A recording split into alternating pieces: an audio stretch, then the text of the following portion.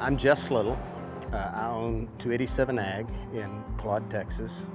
We are a livestock supply, fence supply, farm and ranch supply business. And just in the last year and a half, we've started selling feed. My dad started 287 Ag several years ago, and we watched it grow little by little by little. And 2 years ago, he had a yard and an office and all these things. And I just started a job in Arkansas, and I'd been there 3 months. And he calls me and he said, "So when are you moving home?" And I was like, "What are you talking about? I just got a job, I'm not moving home." And he said, "Well, I'm serious, if that's what you want." Well, every month for the next 6 months, he called me and said, "When are you moving home? You have a job. When are you moving home? You have a job."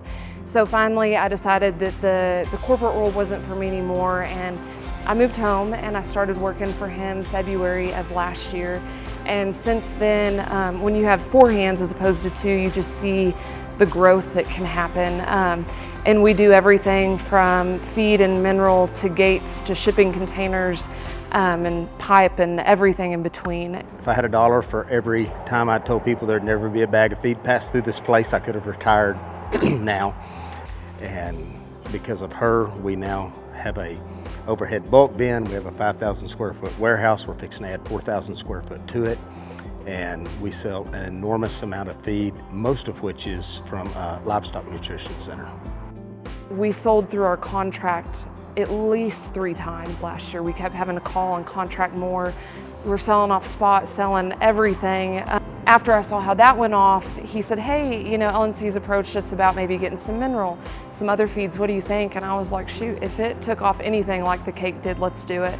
And initially people were like, "Oh, you have protein tubs. Well, we've been buying this brand, we've been buying that brand. We'll think about it."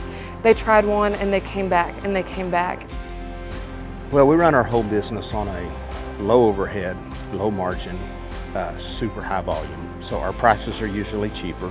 But I think probably the customer service, one of our goals is to provide the cheapest product and the best customer service in the industry. Part of my legacy is I hope that my children will, or at least one of my children, will take this and it will continue to grow, and we'll continue to be able to serve our customers in the agriculture community. We believe in ag. We think it's the backbone of the United States. We feed the world.